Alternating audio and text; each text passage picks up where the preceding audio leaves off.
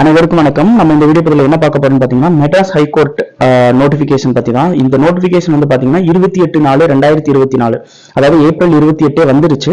But அதோடைய application டேட்டும் already முடிஞ்சிருச்சு. ஆனால் நிறைய பேரால் அப்ளை பண்ண முடியல, ஃபீஸ் பே பண்ண முடியல அப்படின்னு சொல்லிட்டு நிறைய ப்ராப்ளம்ஸ் இருந்தது. ஸோ அதனால என்ன பண்ணியிருக்காங்கன்னா இப்போ மறுபடியும் அதுக்கான அப்ளிகேஷனுக்கு டேட் எக்ஸ்டெண்ட் பண்ணி கொடுத்துருக்காங்க.